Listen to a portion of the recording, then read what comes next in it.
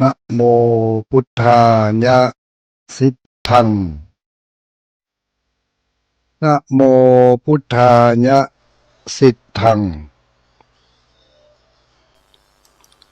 นะโมพุทธายะสิทธังอิระจาคะตะละสาอิระจาคะตะละสาอิระจาคะตะละสาติหังจะโตโรถีนังติหังจะโตโรถีนัง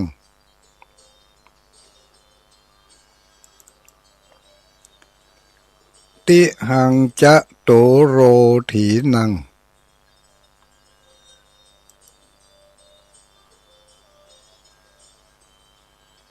ปิสัมระโรปุสะภุปิสัมระโลปุสะภุ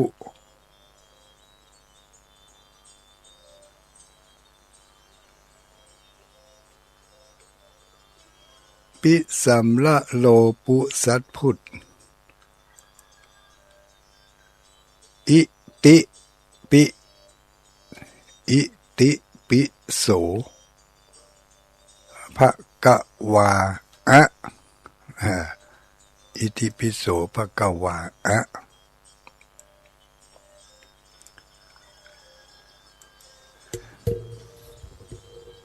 ขอความนอบน้อมแด่องค์สมเด็จพระสัมมาสัมพุทธเจ้า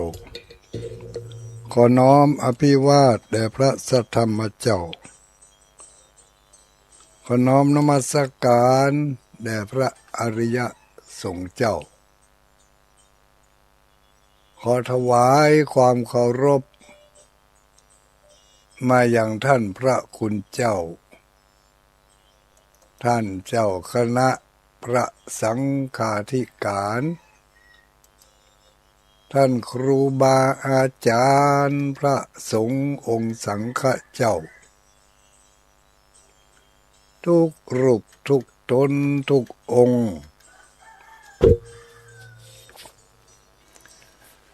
เจริญสุขเจริญพรอรุณสวัสดิ์มายังท่าน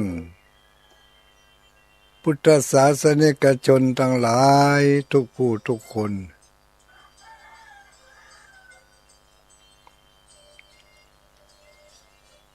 สำหรับเจ้าวันนี้ก็เป็นกรณีพิเศษธรรม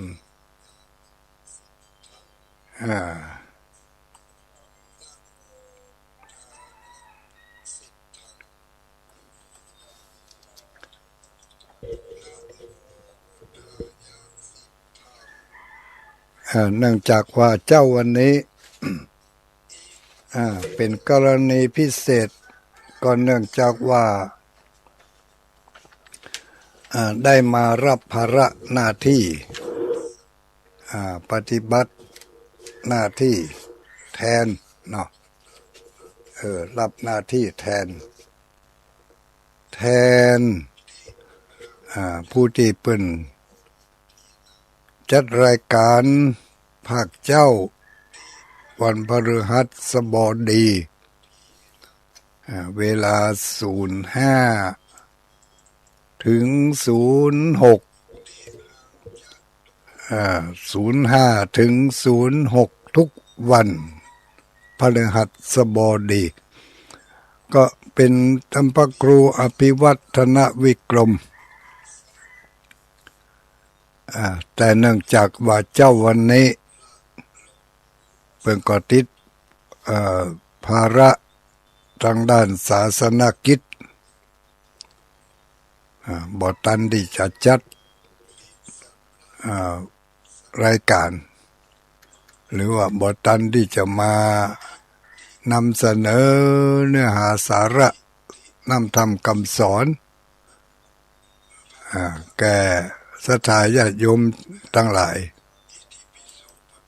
ก็จึงขอขอบอกมายังอัตมาภาพพระครูปฏิภาณธรรมทินรับภาระหน้าที่ขอช่วยบริหารเวลาตั้งแต่5 โมงไปจนถึงวันนี้จักยาวเนอะถึง7 โมงพุ่นนะก็ปกติแล้วก็วันพฤหัสบดีก็ถึงวันเวลา6 โมงถึง7 โมงก็เป็นเวลาที่ตั้งอาตมาภาพพระครูปฏิภาณธรรมทินก็จะได้นำสาระธรรมก่อนจะนำไปใช้ในการดำเนินชีวิตประจำวันเนาะที่ ก็ที่มีหัวข้อคติธรรมประจำรายการบอกว่าตื่นเจ้ามาล้างหน้าด้วยน้ำใสล้างใจด้วยน้ำธรรม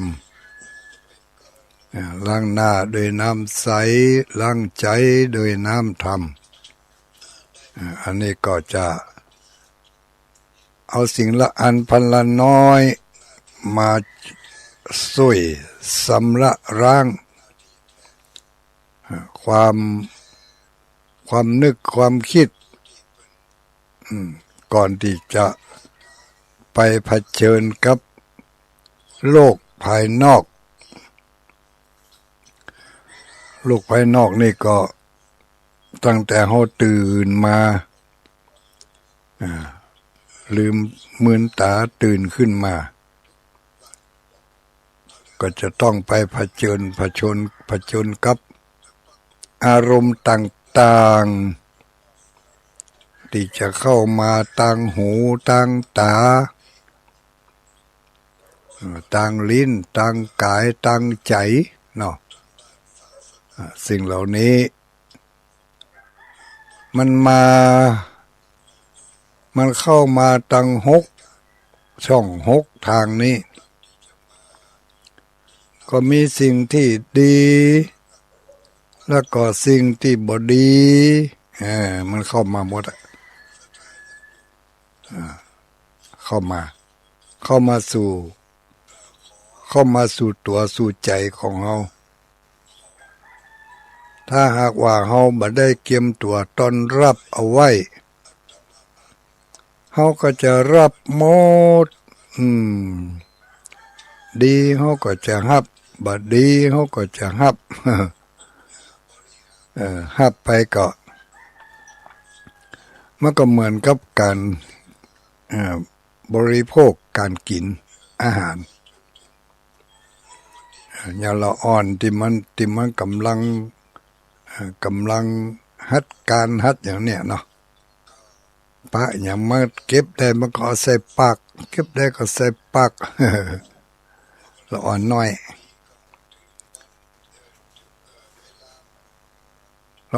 แต่ก่อนนี่อย่างอันหนูการตะกมปะอย่างเก็บใส่ปากกินอย่างเดียว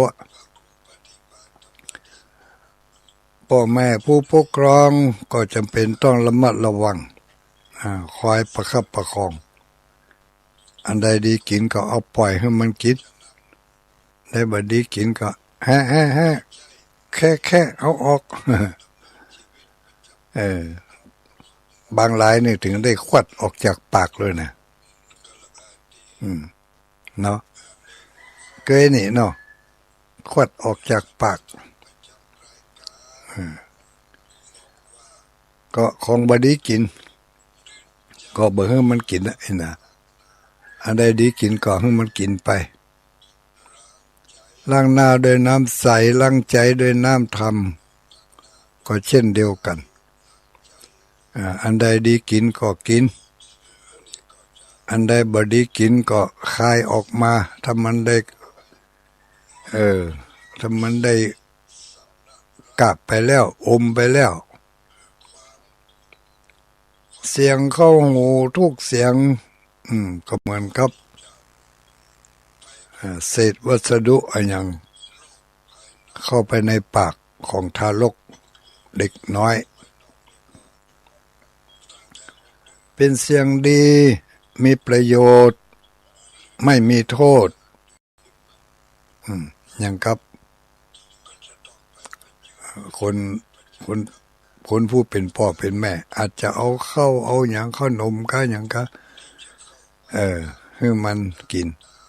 ให้ได้เอ็นให้เราอ่อนเด็กน้อยนั่นกินก็กินได้ไม่มีพิษมีภัยแต่ถ้ากินมาได้ก็คายออกมาเอาขวางไงจะไปให้มันกินใจของเฮาก็เหมือนกับเด็กน้อยทารกน้อยบางอย่างก็ที่มันเข้ามาก็กินได้อันที่มัน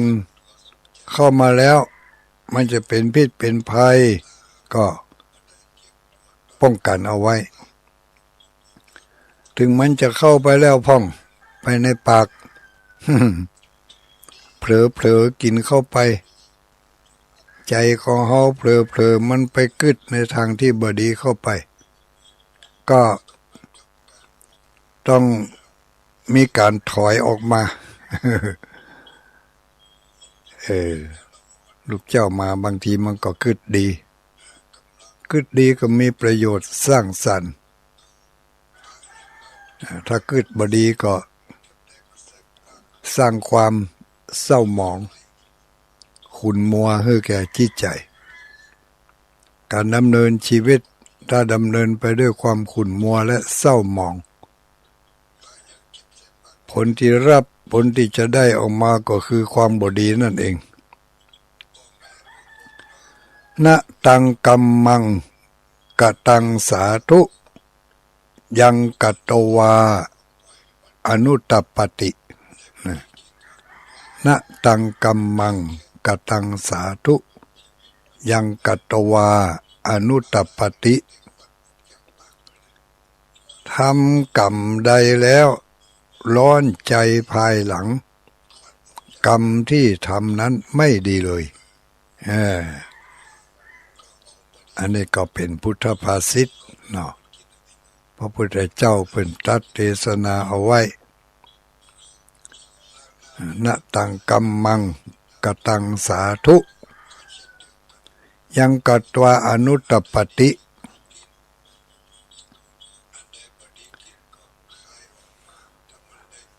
ตัญจะกัมมังกตังสาธุยังกัตวานานุตตปฏิทำกรรมใดแล้วร้อนใจภายหลังกรรมที่ทำนั้นแลสุมาเด้มันตกไปตัวกรรมใดที่ทำแล้วไม่ร้อนใจภายหลังเนี่ยไม่ร้อนใจภายหลังกรรมที่ทำนั่นแลเป็นกรรมดียังตัญจะกัมมังกตังสาธุนี่นะตัญจะกัมมังกตังสาธุยังกัตวานานุตตปฏิภาษาบาลีลูนี่ภาษาไทยก็คือทำกรรมใดแล้วไม่ร้อนใจภายหลังกรรมที่ทำนั่นแลดีนี่ตรงกันข้ามกับกรรมที่ว่านะตังกัมมังกตังสาธุยังกัตตวาอนุตตปฏิทำกรรมใดแล้วร้อนใจภายหลังกรรมที่ทำนั้นไม่ดี ไม่ดีเลยนะเขาก็ว่าต่อไปเห็นน้อยไม่ดีเลยเป็นภาษากำอูนี่แล้วกรรมทุกกรรมกรรมทุกกรรมจะเป็นกายกรรมที่ทำด้วยมือด้วยเท้าทำด้วยตาด้วยการขยับเป็นทางกายกรรมว่าเป็นกายกรรมทำทางกายวจีกรรมทำทางกายนี่มันอาจจะมีโอกาสน้อยกว่าวจีกรรมวจีกรรมนี่มันทำง่ายเนาะมันบ่มีรูปมีร่างบ่มีตัวตนแต่มันมีเป็นเสียงออกไปวจีกรรมนี่อย่างตัวลุงกำลังทำมาเดี๋ยวนี้ก็เป็นวจีกรรมนี่วจีกรรมที่ออกไปถ้าเอากรรมอู้ที่ออกไปมีสาระมีประโยชน์ก็เรียกว่าทำกรรมดีถ้ากรรมอู้ใดที่ออกไปแล้วมันบ่มีสาระบ่มีประโยชน์ไปบ่พอไปสร้างความเดือดเนื้อร้อนใจให้กับคนที่เพิ่นได้ยินได้ฟังก็เป็นโทษเป็นพิษเป็นภัยกรรมนี้ที่ทำลงไปทางวจีกรรมนี่ก็เป็นโทษเป็นพิษเป็นภัยทำไปแล้วร้อนใจในภายหลังที่ทำไปแล้วมันร้อนใจในภายหลังก็เป็นกรรมที่บ่ดีเป็นพิษเป็นภัยเป็นโทษเป็นอันตราย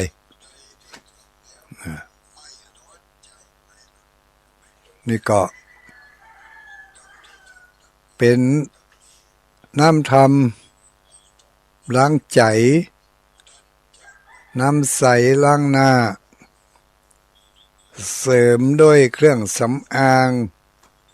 ประเทืองประทิน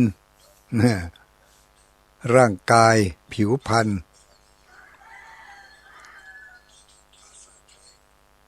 น้ำธรรมล้างใจก็เอากำกึดที่ดีเขาได้ยินมาตั้งแต่เจ้าละก่อนที่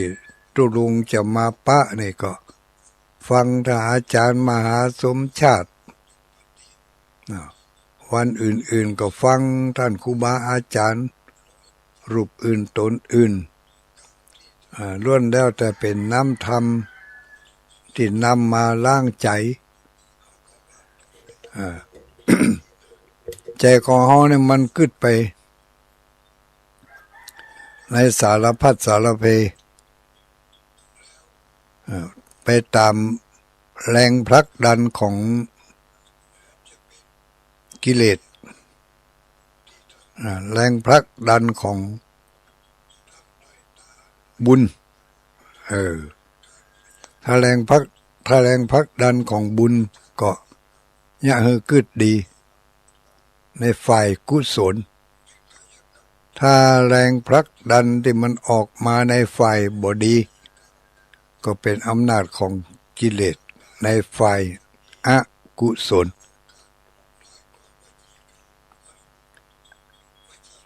กำเกิดในฝ่ายที่ดีมันจะสร้าง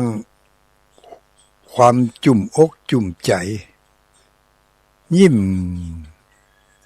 มีความปลื้มอกปลื้มใจหล่อเลี้ยงชีวิตและร่างกายถ้าใจดีนี่ร่างกายผิวพรรณมันก็ดีหน้าตามันก็ดีถ้า ถ้ากำกึดบดีใจบดีนี่ผิวพรรณมันก็บดีหน้าตาก็โย่เย่ ทั้งที่หน้าตาเคยยิ้มแย้มนะเคยยิ้มแย้มก็กลายเป็นโย่เย่ไป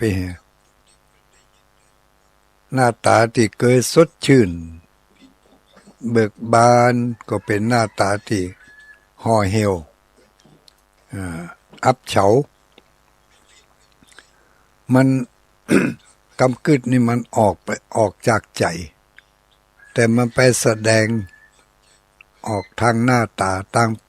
ทางร่างกายเป็นถึงว่าใจเป็นใหญ่ใจเป็นหัวหน้าใจเป็นประธาน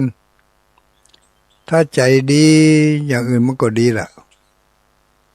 ถ้าใจบ่ดีอย่างอื่นมันก็พลอยเสียไปตัวเป็นจึงให้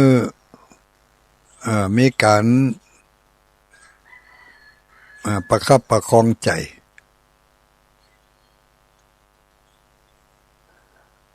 ปาปังปาเปนะสุการังนี่โลนี่การประคับประคองปาปังปาเปนะสุการังความชั่วคนชั่วทำง่ายสังเกตว่าเนี่ยความชั่วคนชั่วทำง่ายนัตถิปาปังอากุปโตขึ้นชื่อว่าบาปไม่มีแก่ผู้ไม่ทำบาปก็คือความบดีทั้งหลายนั่นนะเป็นบาปจะเกิดขึ้นกับคนที่ทำมันเป็นไปบ่ได้นะมันก็เกิดขึ้นกับคนที่ทำบาปย่อมไม่เกิดแก่คนที่ไม่ทำ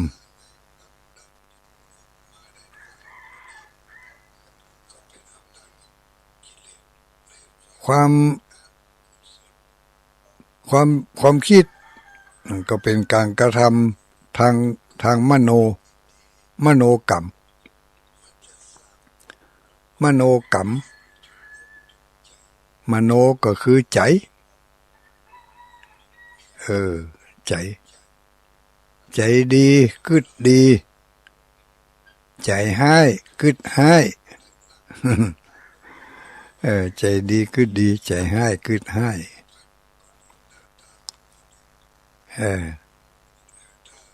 มันมีสิ่งที่หล่อลงเนาะหล่อให้กึด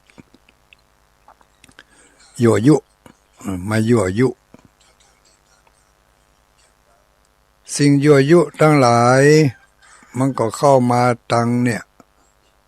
งหูพ่องตังตาพ่อง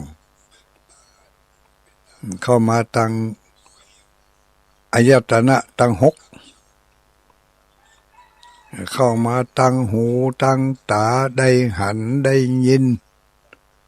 ได้รับกลิ่นได้ลิ้มรสได้มีการถูกต้องสัมผัสทางผิวพรรณทางร่างกายแม้กระทั่งอยู่ดีๆก็กึดเอาคนเดียวนี่เกิดขึ้นตั้งใจเก็บมากึดทั้งที่เรื่องนั้นมันผ่านไปแล้วหลายมื้อหลายวันบางทีเป็นหลายปีวันดีคืนดีกึดขึ้นมาได้ก็ยิ้มนั่นแสดงว่ากึดในทางที่ดีละหน้าตายิ้มอิ่มเอิบถ้ากึดในทางบ่ดีกึดได้ในทางที่มันบ่ดีว่าหน้าตาห่อเหี่ยวเศร้าหมองไปทันทีทันใดอันนี้เป็นทางใจเรื่องมันผ่านไปแล้ว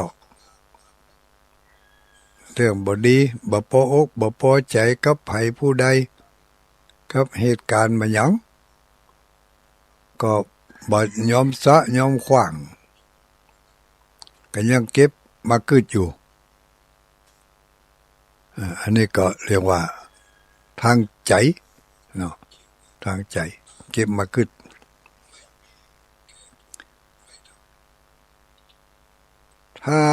ถ้ามันคิดดีมีประโยชน์สร้างสรรค์ก็คิดต่อไปถ้ามันคิดบ่ดีบ่มีประโยชน์บ่สร้างสรรค์บ่นำไปสู่ความเรียบร้อยดีงามบ่นำไปสู่ความสุขก็ต้องหาวิธีที่จะระงับบ่ให้มันคิดต่อไปเบนกำคิดของมันเบนให้มันไปคิดในทางที่ดีเหี่ยเอาน้ำธรรมนี่แหละชำระล้างความคิดที่บ่ดีโดยการพิจารณาไตร่ตรองว่าที่เฮาคิดบ่เดียวนี่มันคิดดีกับคิดบ่ดีคิดในทางกุศลก็ว่าคิดในทางอกุศลถ้าคิดในทางกุศลสร้างสรรค์มีประโยชน์เกื้อกูลให้ความอบอุ่นแก่จิตแก่ใจก็คิดต่อไปคิดแล้วมันบ่สร้างสรรค์บ่มีประโยชน์นักอกนักใจแก้ไขหยังก็บ่ได้ มันเกินกว่าที่เขาจะแก้ไขเขาก็หยุดคิดเนี่ยเอาไปคิดที่มันคิดจะแก้ไขได้คิดหาช่องทางมันบัดเดี๋ยวนี้น้ำมันแปลงไปบ่พอไปโซ่เติมไหนก็เติมยากมันมีช่องเวลาของมันที่จะเติมได้เมื่อเจ้านี่เข้าใจไปเติมเหีย แต่ละปั๊มมาเดียวคงจะมีถ้าไปเติมมาง่ายขวายน้อยก็ต่อคิ้วกันยาวน้อยยิ่งขวายตัวได้ก็ยิ่งต่อคิ้วกันยาวนักต่ออันเพราะว่ามันวิ่งมากันเนาะต่างคนก็ต่างจะเริ่มเติมแล้วหรอถ้าเฮาอยู่ได้เฮาเข้าใจไปเติมมาไว้ฮะถ้าคิดว่าจะได้ใจมันก็เสียเวลาน้อยมาเจ้าไปก็ เสียเวลาเพื่อประโยชน์ก็คือน้ำมันเต็มถังเขาไว้ หาช่องหาทางเอากะเนาะถึงบ่ได้ไปธุระแต่ก็เติมไว้ก็ยังดีกว่าที่เติมแล้วก็จะรวดไปธุระถ้าอย่างเวลาปกติมันก็ไปทำอย่างแต่นี่เวลานี่มันบ่ปกติต้องไปเติมมาละไว้ฮะน่ะก็ยังแควนหน่อยค่ะถึงเวลาจะออกไปมันก็มีน้ำมันอยู่เต็มถังละหรือบางอันก็มีน้ำมันอยู่ในถังละพอที่จะไปได้ไปโซ่เติมทั้งหน้าถ้ามันเติมได้ก็ดีไปเติมมาได้ก็สบายใจอยู่เพราะน้ำมันในถังยังมีอยู่เนี่ยเอาไปเติมไว้ก็ปรับพฤติกรรมที่เคยสะดวกสบายก็ในภาวะวิกฤตอย่างนี้ก็ต้องทนกันหน่อยแล้วก็ต้องทำใจไปตัวทำใจแบบสบายจะไปซีเรียสจะไปเครียดมันนักมันเป็นสิ่งที่เฮาเนี่ยอย่างบ่ได้แก้ไขบ่ได้ในกำกืดของเฮานั้นมันแก้ไขบ่ได้มันเกินที่เฮาจะแก้ไขที่เฮาแก้ไขได้ก็คือออกจากบ้านมาเจ้า เมื่อทางปั๊มเขาเปิดแล้วเปิดบริการนะเขาก็ไปเลยไปเจ้าก่อนเปิ้นยังแควนหน่อยอันนี้ก็แก้ไขเอาคนเดียวปรับจิตปรับใจปรับพฤติกรรมก็มันก็จะได้บ่เดือดร้อนแต่ก่อนมาหลังนี่ จะไปเชียงใหม่บ่เดี๋ยวกันเรียบร้อยแล้วไปเติมน้ำมันเอาทางหน้าบุญน้ำมันเหลือน้อยเดี๋ยวเข้าปั๊มไหนก็ได้เดี๋ยวนี้มันอย่างอันอย่างกับเปิ่นไปโรงพยาบาลไปเข้าคิวรอบางคนไปตี 4ตี 5บางคนไปตี 2ตี 3บุญไปเข้าคิวไปเอาบัตรคิวมาให้ก่อนมันอยู่ที่เขาจะปรับพฤติกรรมสิ่งใดที่แก้ไขที่ตัวเขาได้เขาก็แก้ไขที่ตัวเขา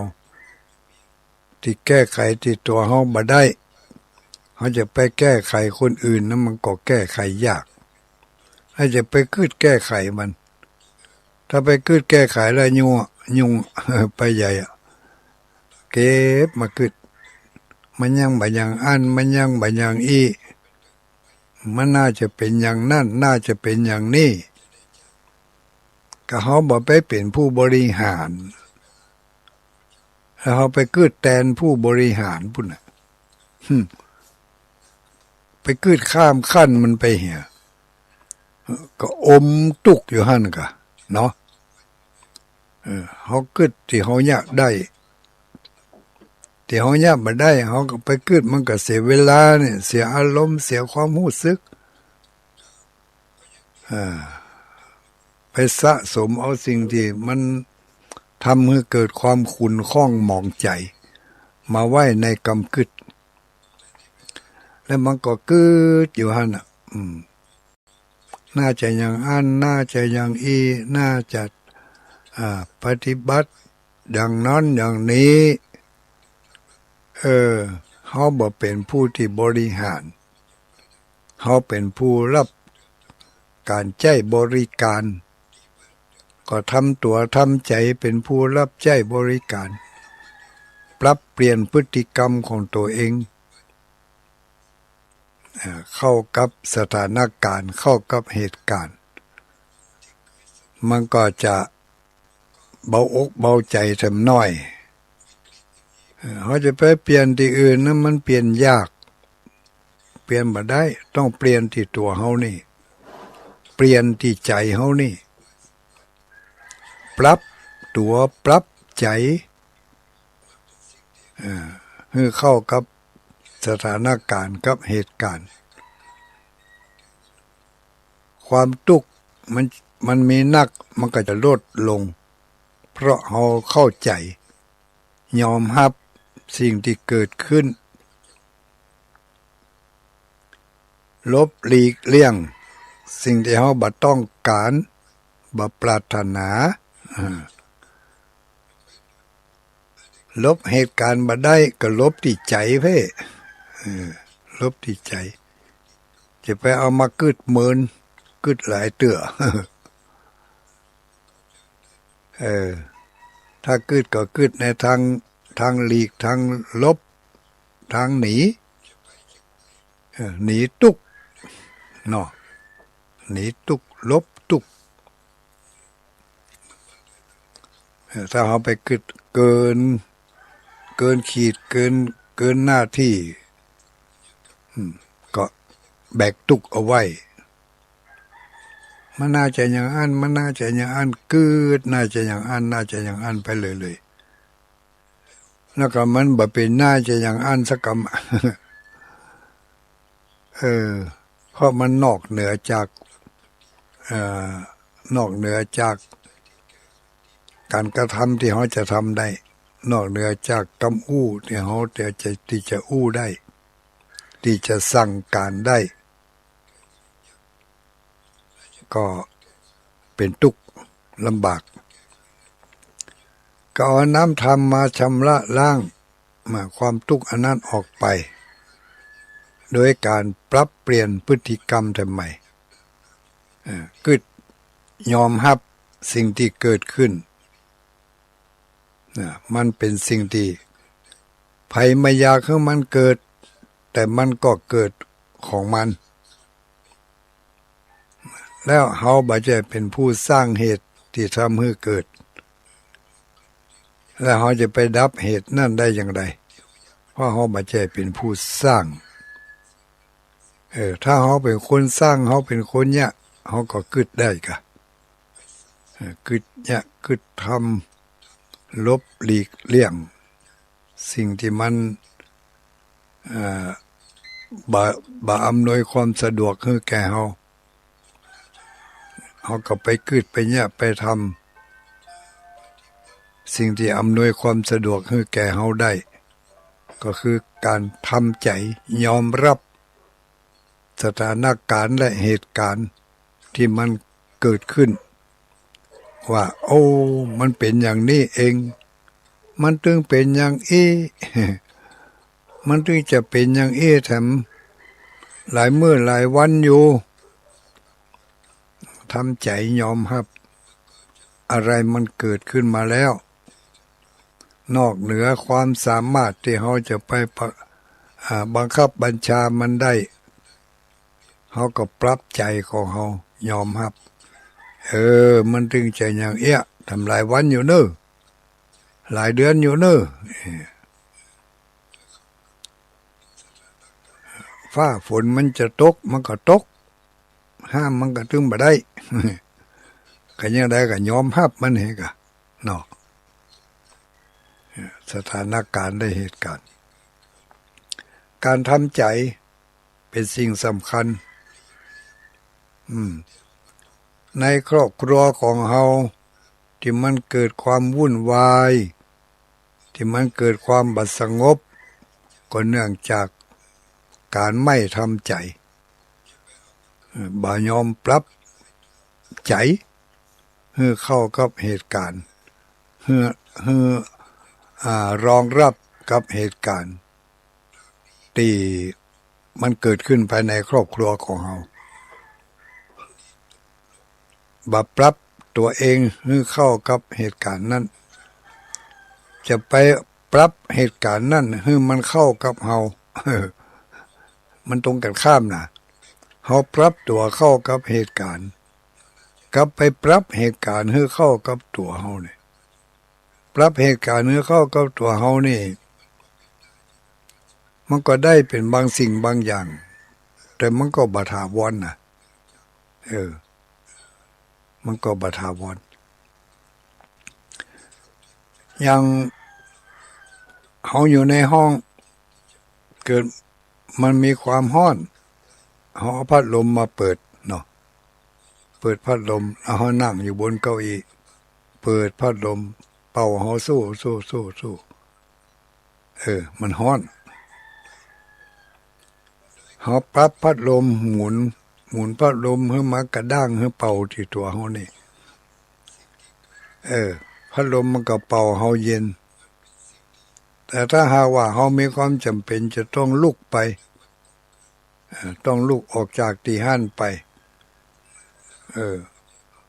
เขาก็บ่ได้ปรับพัดลมไปตัวเขาเนาะพัดลมมันก็เป่าอยู่ที่เก่าหั่นน่ะแต่ถ้าเขาไปปรับพัดลมตัวเขาไปให้หมดเขาไปนั่งแต่นั่นเขาก็หมุนพัดลมไปหาไปนั่งแต่นั่นก็หมุนพัดลมไปหาปรับแต่พัดลมไปตัวหาเราอยู่เลยมันก็ลำบากอยู่เลยแต่ถ้าเราทำใจแล้วถ้าเราทำใจยอมรับธรรมชาติร้อนผ่องเย็นผ่องหนาวผ่องอุ่นผ่องถ้ามันปรับมาได้ปรับพัดลมมาได้ก็สบายไปถ้ามันปรับมาได้เขาก็ปรับใจของเขามันก็อยู่ที่ใจมโนบุพังกัมมาธัมมาคนเขามีใจเป็นใหญ่มีใจเป็นหัวหน้าการงานทุกชนิดสำเร็จแล้วด้วยใจยอมรับมันปรับตัวปรับใจก็เรียกว่าเอาน้ำธรรมนี่แหละเนี่ยจะได้มันจะมีความสุขความสบายความสะดวก ก็ทำใจได้ถ้าทำใจได้ทุกอย่างมันก็ได้แต่ถ้าทำใจบ่ได้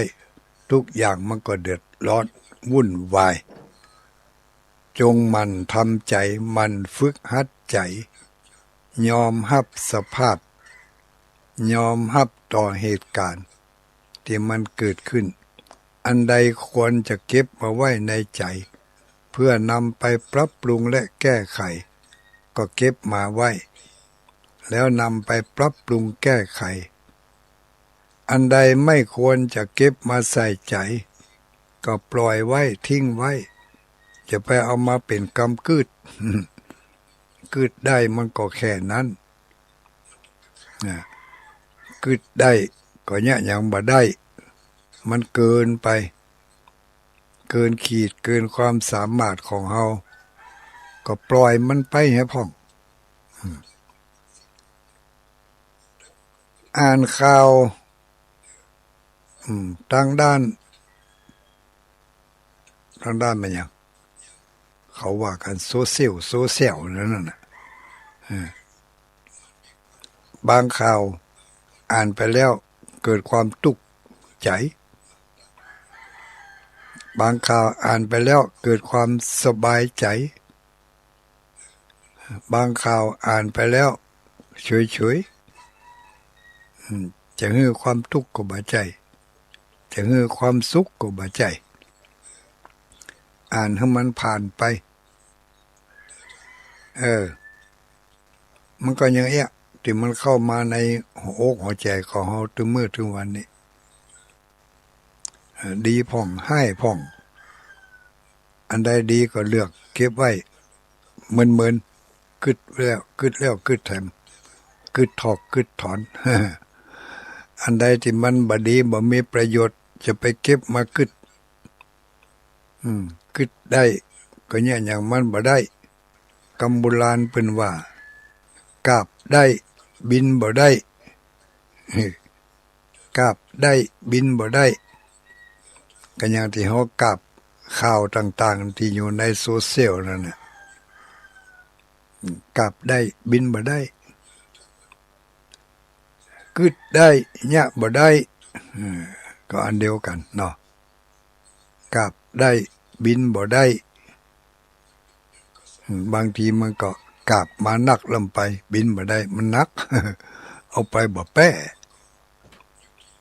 โอ้น้ำมันแปลงนี่รัฐบาลขอนั่งบัดเนี้ยอันนั่งบัดเนี้ยอย่างอียังบ่แก้ไขตัดนั่นตัดนี่กึดได้กะแต่เฮามันจะเป็นคนเนี่ยเฮามันเนี่ยบ่ได้กึดได้เนี่ยบ่ได้กาบได้บินบ่ได้ก็จะไปกาบมันสะลงให้พ่องแล้วก็จะได้บินได้เอาเท่าที่บินได้ถ้ายังเพิ่งใจทำอยู่กับปิ๊กมาเอาทำไม ถ้ากึดอย่างอันใดแล้วมันสำเร็จรุ่ล่วงไปด้วยดีแล้วบ่ใจสบายแล้วบ่มันให้คุณให้ประโยชน์กับครอบครัวของเฮาแล้วบ่กับตัวเฮาแล้วบ่กึดต่อไปกึดแล้วก็สร้างสรรค์อันใดกึดแล้วมันนักอกนักใจกำกึดนักใจก็กำโบราณเป็นว่าหน่วยนักกิ่งหน่วยนักกิ่งหน่วยนักหักกิ่งกำกึดยิ่งนักใจ หน่วยนักกิ่งอีกเนาะกำกึดยิ่งก็คือนักกำกึดยิ่งนักใจถ้ากึดนักนั้นมันนักอกนักใจดู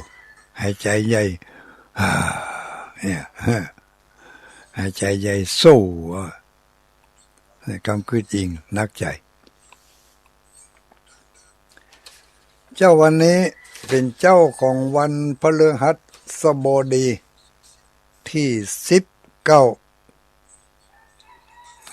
19แล้วนะวันนี้นะเดือนมีนาคม49มีนาคมถ้านึกถึงวันที่19นี่ ญาติโยมทั้งหลายขึ้นได้อย่างไรพ่องอ๋อวันที่19มีนา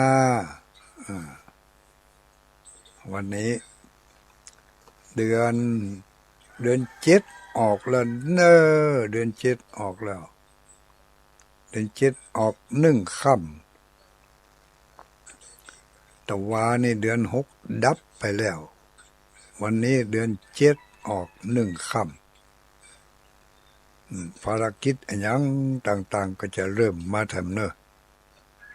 ตามภารกิจแต่ละท้องถิ่นท้องที่เนาะมีงานอย่างทั้งงานส่วนตัวงานส่วนรวมที่จะต้องออกไปพบปะสังสรรค์กันจะได้ไปพบไปปะกันในงานต่างๆวันที่19มีนาคมที่19เมษายนที่19พฤษภาคม19พฤษภาคมนี่เป็นวันสำคัญเหมือนกันเนอะ คือใจเอาเนอะที่19พฤษภายังหำเมินอยู่นี่2 เดือนกันเนาะวันนี้ที่19มีนา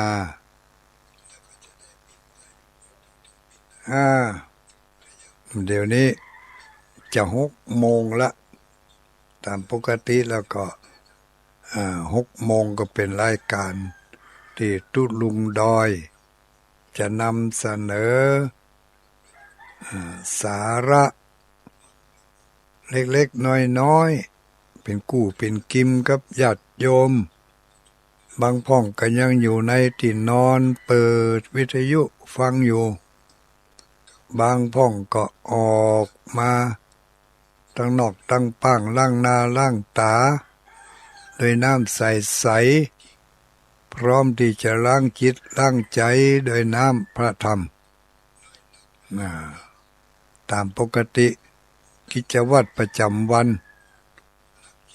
ทุกวันทำกัน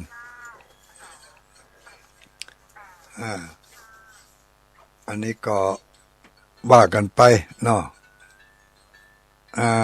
ไผโทรเข้ามาเนี่ยว่าจะได้รับบ่ได้กะมีอย่างพ่อง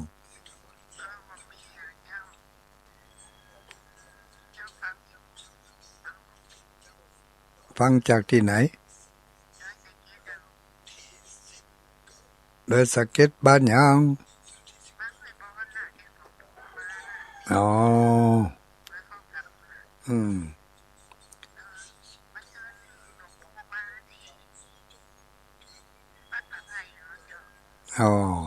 ปะกันก็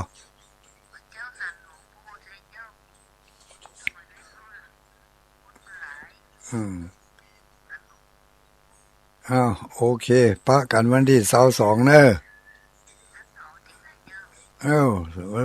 วัดป่าไผ่นั่นกะเจ้าอนุโมทนา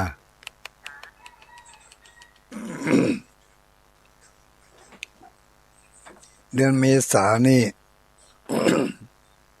มีกิจกรรมหลายที่เนื้อญาติโยมทั้งหลายเนาะกิจกรรมงานถึงงานส่วนตัวงานส่วนรวมเปิ้นสักบึดสักกรรมเนาะเขาจะได้แจ้งให้กันได้ฮู้ว่ามีกิจกรรมมีงานอะไรอย่างเพราะว่าช่วงนี้เป็นช่วงฤดูแล้งฤดูแล้งสภาพดินฟ้าอากาศมันก็พอที่จะเปิดโอกาสเปิดช่องทางเพื่อได้จัดงานจัดกิจกรรม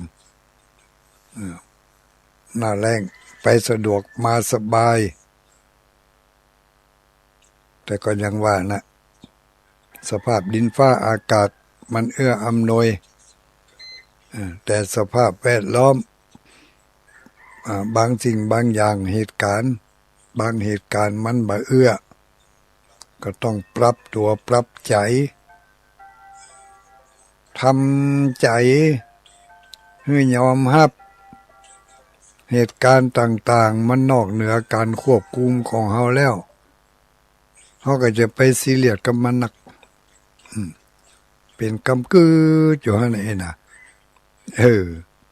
ตุกอกตุกใจมันจะยากให้เขาคิดอย่างอื่นบ่ออกถ้าเขาไปคุ้นคิดกับในเรื่องที่เขาคิดแล้วเขาเนี่ยบ่ได้กลับได้บินบ่ได้กำได้กินบ่ได้ก็เสียเวลาเนาะเอาเวลาเอาโอกาสอย่างอันไปคิดไปเนี่ยไปทำในสิ่งที่มันเนี่ยได้ทำได้ปรับจิตปรับใจไปมันก็จะเกิดประโยชน์กะเกิดประโยชน์เกิดช่องทางหันเส้นทางที่เราจะเดินไปทางหน้าอย่างโล่งๆบ่มีปัญหาบ่มีอุปสรรคอีโลเนาะถ้ามีฉะนั้นแล้วถ้าบ่ปรับแล้วมันไปปะใส่โคใส่หนามใส่ขี้เหยื่อขี้โยขวางตาขวางทางเห็นไปทุกไปเสี่ยงกึดอย่างอื่นมันก็กึดบ่ออกแล้วก็เลยทำให้มั่วไปหมดเอาสติปัญญาไปทุ่มไปขวางกับสิ่งที่มันเกินความสามารถของเราก็เลยจะทำให้สติปัญญานั้นอ่อนกำลังลงอีกเนาะก็ฝากกันเอาไว้เป็นแง่คิดเพื่อจะได้ข้อคิดสะกิดความรู้สึกที่มันฝังอยู่ขำอยู่ปลดปล่อยมันออกไปอันใดดีเอาก็เอาอันใดดีแก้ก็แก้อันใดดีสะก็สะอันเนี้ยการปฏิบัติธรรมก็คือการทำใจฝึกหัดจิตฝึกหัดใจยอมรับในสิ่งที่เกิดขึ้นถ้าบ่ยอมรับใจมันก็กึดไปเลยกึดแล้วก็นักกำกึดยิ่งนักใจหน่วยนักฮักกิ่งกำกึดยิ่งนักใจเนาะหน่วยไม่เอาลองพอหรอกถ้าหน่วยนักเลยกิ่งมันฮักเลยนะเดี๋ยวลมมาปัดกับกิ่งฮักเลยถึงลมบ่ปัดมันก็ยอมฮักมันก็จะฮักอยู่ดีแต่ต้นไม้บางหน่วยไม้บางหน่วยน่ะหน่วยนักเข้าบางหน่วยมันยอมสละเลยนะถ้ากูขืนอยู่ต่อไปกิ่งกูจะฮักเพราะฉะนั้นมันยอมสละหล่นลงไปเลยบางหน่วยก็ยอมเหี่ยวยอมเหี่ยงไปที่สุดก็หลุดออกจากควันตกลงไปก็ยะให้กิ่งเบาขึ้นยอมเสียสละตัวเองเพื่อกิ่งจะได้อยู่ต่อไปก็น่าเอ็นดูไว้นะยอมเหี่ยวยอมแห้งยอมรวนเพื่อหน่วยอื่นๆน้องๆพี่ๆได้มีความสะดวกสบายจะได้อยู่เจริญเติบโตจนกระทั่งสุขงอมขึ้นมาบางหน่วยก็บ่ยอมลน ขนาดสุกแล้วก็ยังบ่ยอมลนเด้อขนาดแมงกินไปกึ่งก็ยังบ่ยอมลนเด้ออยู่ต่อไปควันเหนียวบ่ยอมสะบ่ยอมลนบ่ยอมหลุดจากเก้าจากต้นติดอยู่เรื่อยไปก็จิตใจของเฮาก็อย่างนั้นน่ะบางอย่างกำไว้บ่ยอมสะมันจะฮ้อนจะคันจะเจ็บจะปวดก็กำอยู่หั่นน่ะฮู้แล้วว่ามันกำแล้วมันเจ็บก็ยังกำอยู่สะบ่ได้สะก็เสียดายทั้งที่เจ็บปวดแสบคันก็ยอมกำอยู่กำไปเลยๆกำเมื่อมีกรรมก็มีเวรกรรมเวรมาด้วยกันลูกวันนี้วันที่19มีนาคมใครมีภารกิจที่ไหนพ้องจะไปที่ไหนอันนี้ก็ว่ากันไปเนอะงานการภารกิจต่างๆที่จะมีตั้งหน้านี่คงมีนักอยู่เนอะญาติโยมทั้งหลายเท่าที่ทราบมาเนาะเท่าที่ทราบมาระยะใกล้ๆในเขตเวียงป่าเป้าของเฮานี่เวียงป่าเป้าของเฮานี่ก็มีงานอันหนึ่งที่จะถึงในวันข้างหน้าในวันที่21เนาะวันนี้วันที่19วันที่21ที่จะถึงนี่21กับ22นี่เนาะวันที่22นี่มีงานอยู่2ตีนะที่เวียงป่าเป้านี่ก็มีงานอยู่งานก็คือมีท่านพระคุณเจ้ารูปหนึ่งชื่อว่าพระชาติโสภณจิตโตคำแก้วนามสกุลคำแก้วอายุ51พรรษา13เป็นพระลูกวัดของวัดเจดีย์ศรีมงคลหรือวัดบันร้องแต่ว่าท่านไปปฏิบัติธรรมอยู่ที่วัดพระธาตุแม่เจดีย์ได้มรณภาพลงเมื่อวันที่16ที่ผ่านมานี่ทุกเจ้ามรณะทุกเจ้าตายเนาะวันที่16ทุกเจ้าตายทุกเจ้าวัดพระธาตุแม่เจดีย์บ่ใช่เจ้าอาวาสนะเป็นพระลูกวัดพระลูกวัดจะมีการปิดศพวันอาทิตย์ที่22มีนาคมปิดศพวันที่22มีนาคมทุกวัดทุกวาก็จะได้ไปร่วมกันมีการเก็บปัจจัยเงินทองโดยแต่ละวัดแต่ละเจ้าอาวาสถ้าเป็นพระลูกวัดมรณะก็จะเก็บกันทุกวัดเจ้าอาวาสทุกตน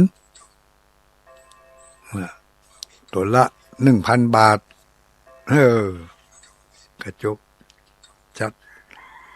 จัดเก็บเพื่อจะนำไปใช้จ่ายในการจัดงานชาปนกิจเนาะในวันที่22แต่ละวัดก็ต้องส่งปัจจัย ไปที่ศูนย์กลางไปที่เจ้าคณะตำบลเจ้าคณะอำเภอแล้วก็เอาไปมอบเพื่อในวันที่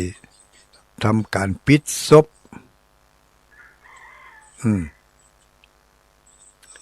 วัน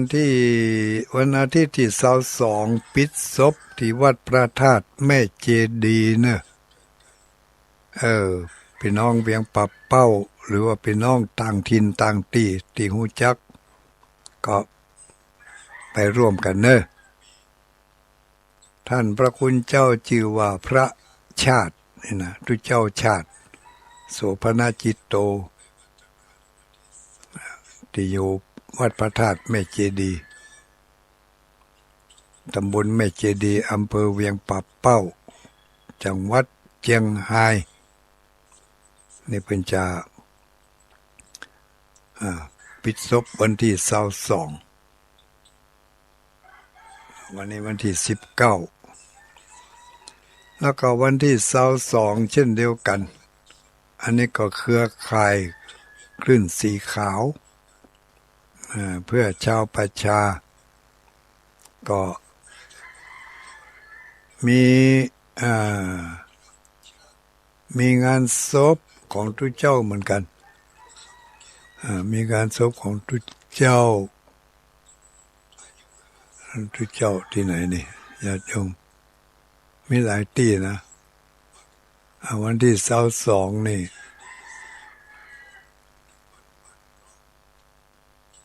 วันที่22งานปิดศพของท่านพระครูพุทธิธรรมรักษ์ท่านพระครูพุทธิธรรมรักษ์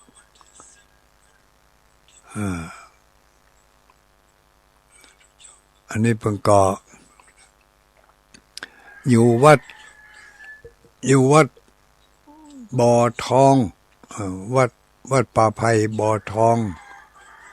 วัดป่าไผ่บ่อทองวัดกันนิทยาราม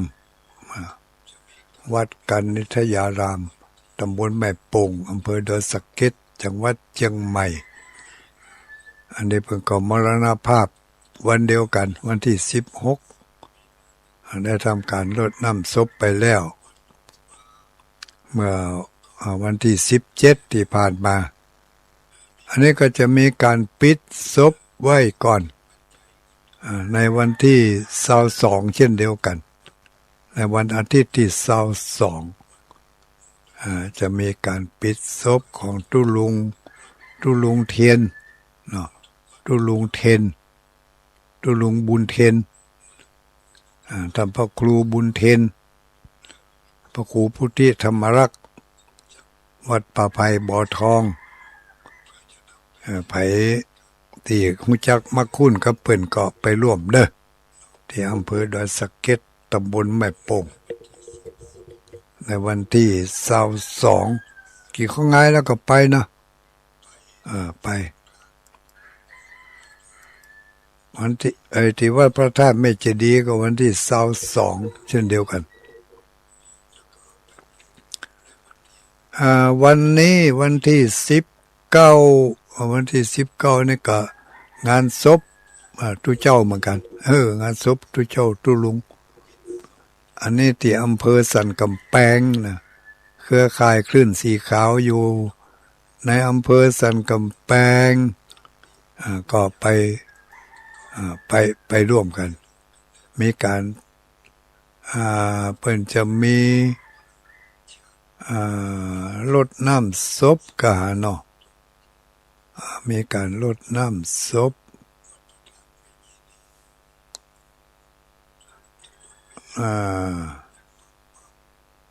แม่นะส่งน้ำศพ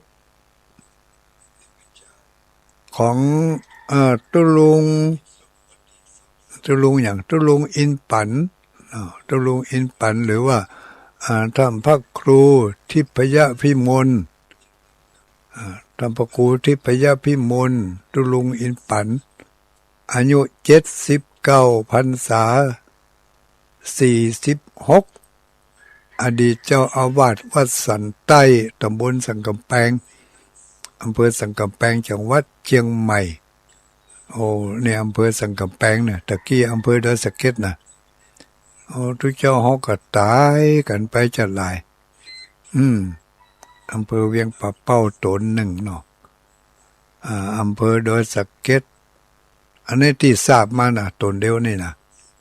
ที่บ่ทราบมีแฮมที่มีบ่ฮู้เด้อทำพระครูทิพยพิมลหรือว่าตุลุงอินปันวิสุทโธวัดสันใต้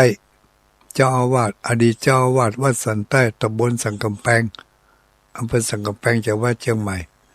วันนี้วันที่19มีนาคมนี่จะมีพิธีส่งน้ำรดน้ำหดน้ำศพก็คงจะมีพิธีทางราชการอยู่เนาะก็ไปร่วมกันเนอะไปที่หูจักมักคุ้นเป็นลูกศิษย์ลูกหาเครือข่ายคลื่นสีขาวที่อยู่ในเขตอำเภอสันกำแพงวันนี้กี่เขานำเขาง่ายแล้วจะไปก็ได้แต่พิธีเพิ่นจะเริ่มตั้งแต่เวลาบ่ายโมงพุ่นนะเวลาบ่ายโมงถึงเวลาบ่ายสามก็จะมีการลูกศิษย์ลูกหาไปพร้อมกันเสร็จเรียบร้อยแล้วก็จะมีการเริ่มพิธีรดน้ำศพท่านพระครูทิพยพิมลหรือตุลุงอินปันวัดสันจะอดีตเจ้าอาวาสวัดสันใต้สังกำแพงอันนี้สายเครือข่ายคลื่นสีขาวเนาะที่อยู่กิมอยู่ใกล้กับปากันไปร่วมกัน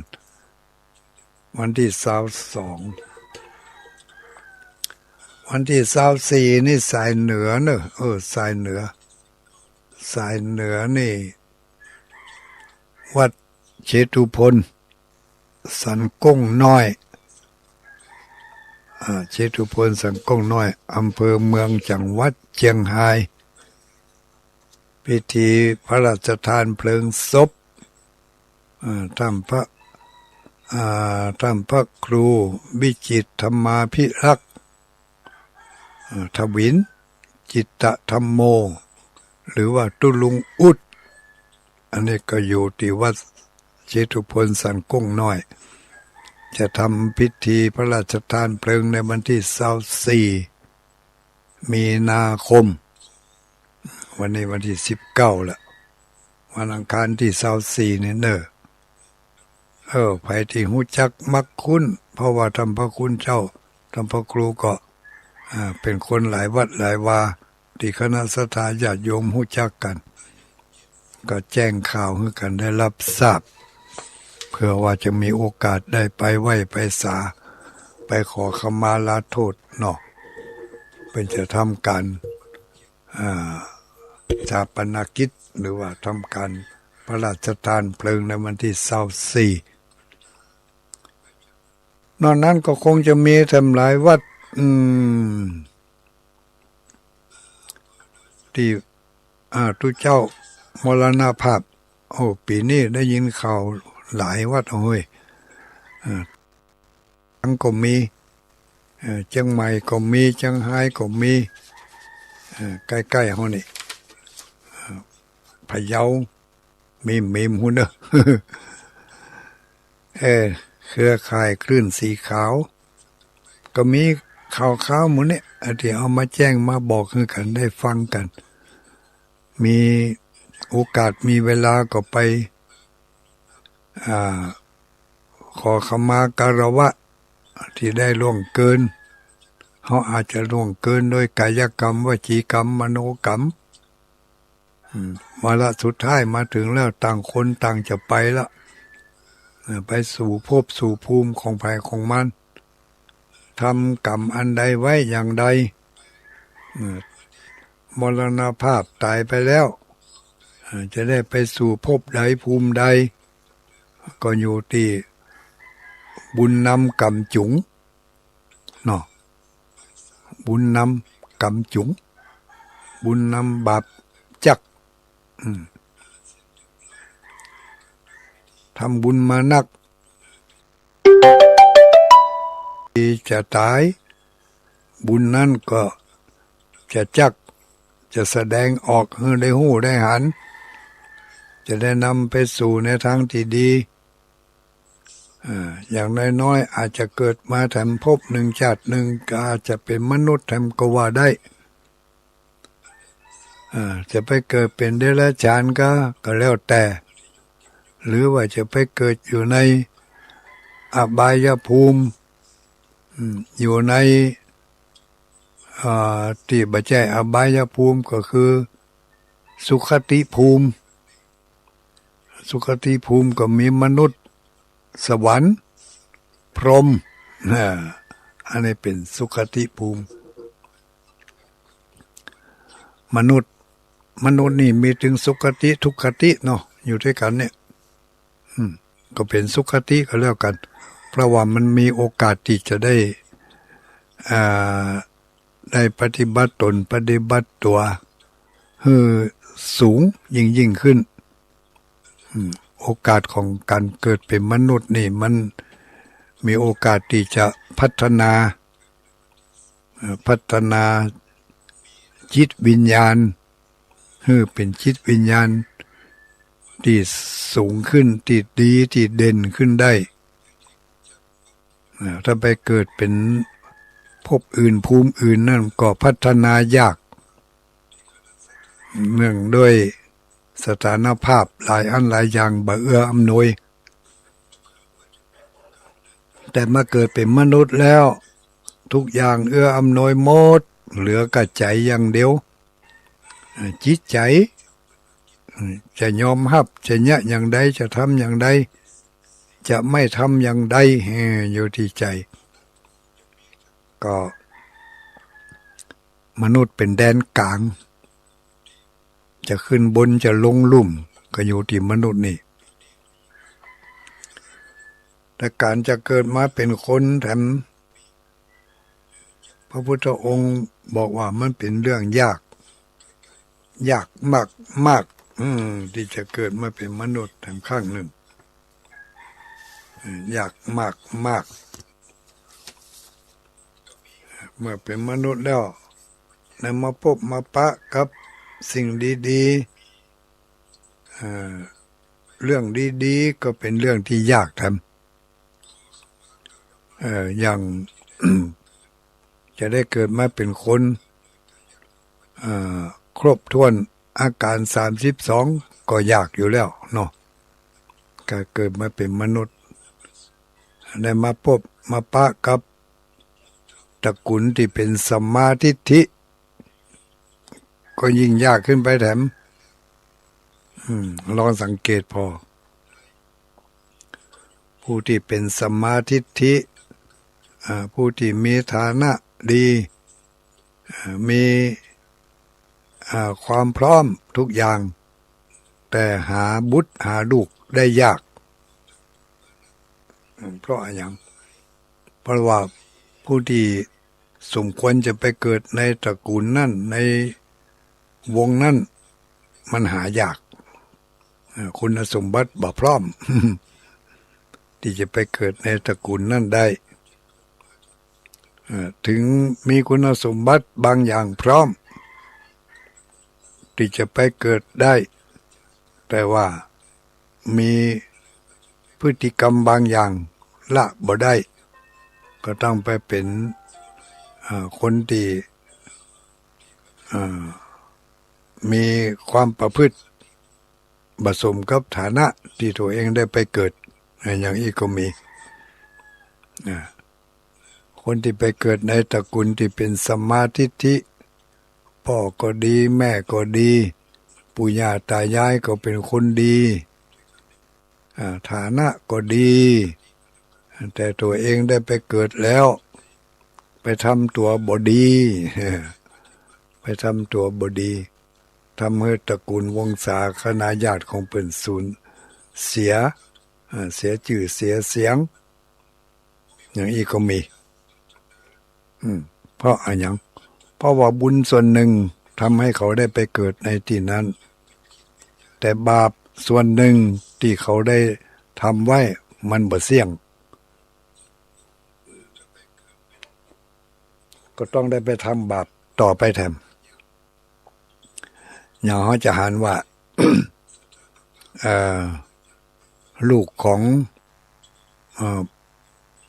ลูกของคนมั่งคนมีลูกของคนดีลูกของตระกูลที่ดีพ่อดีแม่ดีพ่ออุ้ยแม่อุ้ยก็ดีหมดแต่มีลูกสดออกมามีพฤติกรรมใหญ่มากก็ยิ่งมีพฤติกรรมที่เลวร้ายบ่เหมาะสมกับที่จะเกิดในตระกูลนั่นเลยนั่นนะคือ ชนกกรรมที่นำไปเกิดนั่นเป็นส่วนดีแต่อุปถัมภกกรรมที่ไปสนับสนุนนั่นบ่ดีชนกกรรมในฝ่ายอากุศลไปสนับสนุนอุปถัมภ์ให้เป็นคนบ่ดีเนี่ยบ่ดีทำบ่ดีส่วนชนกกรรมนั่นกรรมที่จัดแต่งมาให้เกิดนั่นเป็นกรรมในฝ่ายดีจัดให้มาเกิดในที่อย่างนั้นที่ดีๆไปเจออุปถัมภกกรรมที่มันเป็นอกุศลในฝ่ายบดีก็จึงทำให้เขาเป็นคนบดีไป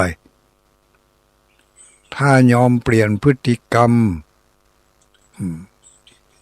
ยอมข่มจิตข่มใจ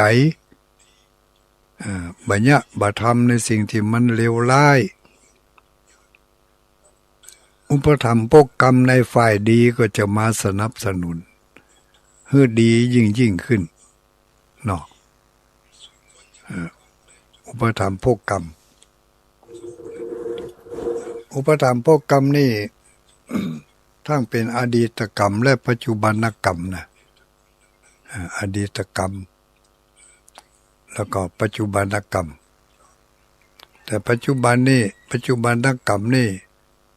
สำคัญแน่นอนแน่นอนมากเลย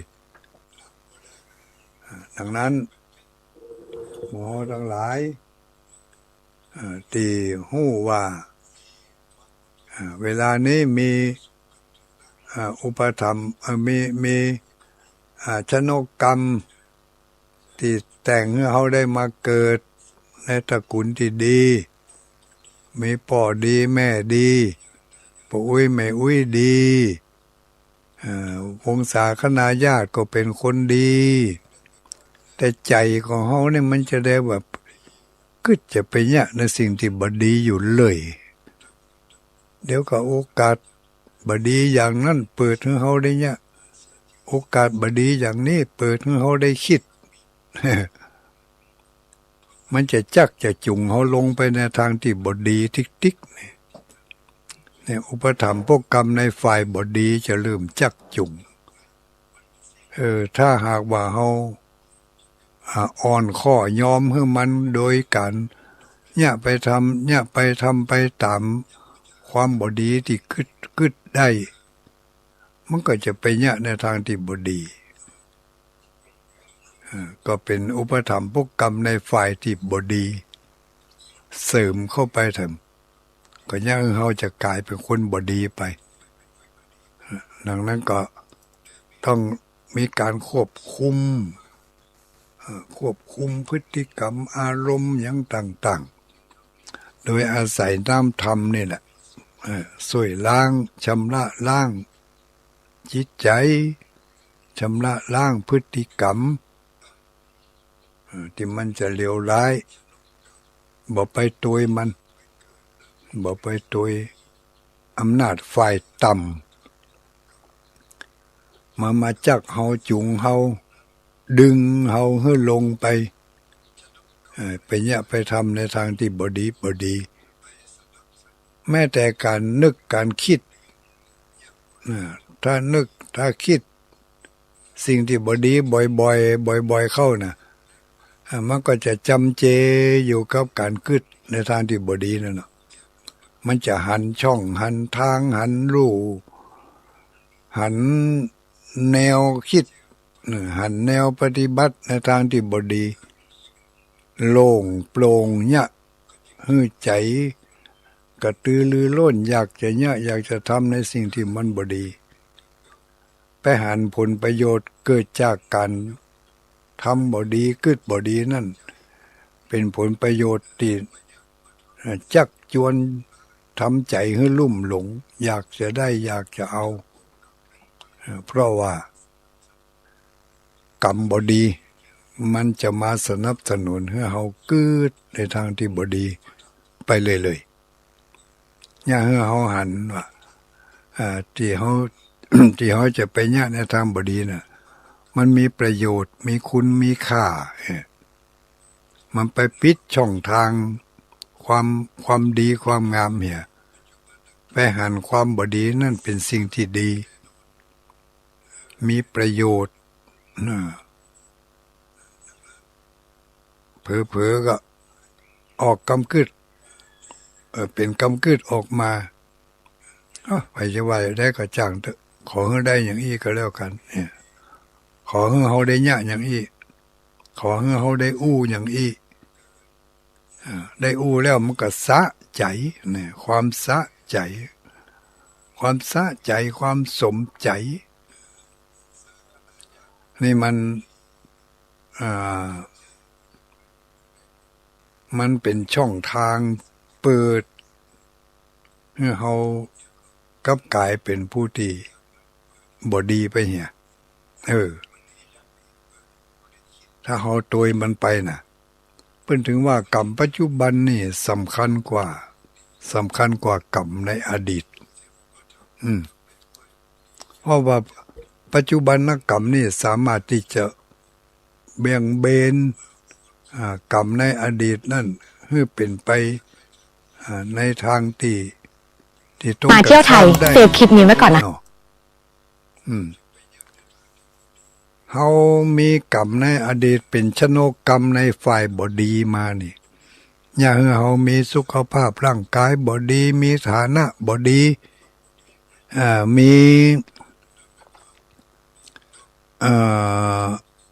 ีอาชีพมีการงานที่บดีเนาะแต่เฮาเบนโดยปัจจุบันกรรมเปลี่ยนน้อมจิตน้อมใจฝึกฝนอบรมจิตใจข่มจิตข่มใจเนี่ยไปทำไปสร้างไปในสิ่งที่มันดีมีประโยชน์มีคุณมีค่าต่อตัวเองและสังคมความดีอันนี้มันก็จะกระจายออกไปการตั้งใจทำความดีที่เขาตั้งใจที่เขาจะเริ่มลงมือทำนั่นนะมันมีรัศมีแผ่ออกไป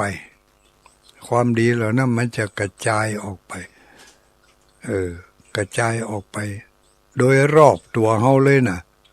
ไม่ใช่ว่าเขาทำความดีอันนี้มันจะได้ผลดีอย่างอี ผลดีอย่างที่เขาตั้งใจไว้บางทีมันไม่ได้ดีอย่างอันแต่มันไปได้ดีอย่างอื่นนะเขาตั้งใจจะทำความดีอย่างเนี้ยตั้งใจจะให้ทานเนี่ยตั้งใจจะทำบุญเนี่ยด้วยความตั้งอกตั้งใจ ที่จะให้ทานถ้าเกิดมีคนมาจวนไปอย่างอันนั้นอย่างนี้มันผิดศีลเขาแบบเนี้ยเขาตั้งใจที่จะให้ทานมันก็เป็นการทักษาศีลมันก็ได้บุญตั้งศีลไปด้วยเนี่ย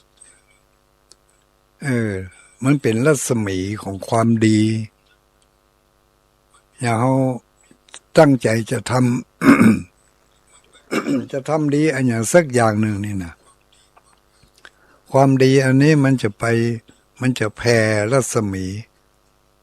ไปหาความดีอย่างอื่นๆที่กำลังรอรับสายสัมพันธ์สายเชื่อมโยงจากเฮาอยู่พอเฮาทำความดีอย่างนี้ปุ๊บความดีอย่างอื่นมันก็โผล่ขึ้นมามันให้ผล มันให้ผลในทางที่ดีการให้ทานเป็นการสร้างความดีแต่มันผลจากการให้ทานนะอาจจะบ่ได้เตื้อแต่ผลจากการรักษาศีลมันโผล่ขึ้นมาโผล่ขึ้นมาในท่ามกลางของการให้ทานนะหรือแม้แต่การมีผลของการผลจากการเจริญเมตตาภาวนาเกิดจากการให้ทานจิตใจอาจจะสงบจิตใจอาจจะเยือกเย็นสติปัญญาเกิดขึ้นในขณะที่กำลังทำบุญให้ทานอยู่เกิดปัญญาขึ้นมาอย่างนั้นก็เรียกว่าบุญเกิดจากการที่เราเคยเจริญเมตตาภาวนามาให้ผลในเวลานั้นในเวลาที่เรากำลังให้ทานเนี่ยมันเกื้อกันมันเปิดช่องทางให้แก่กันและกันไม่ใช่ว่าการให้ทานแล้วจะได้ให้ทานได้บุญจากการให้ทานอย่างเดียวทานศีลภาวนา3อย่างนี่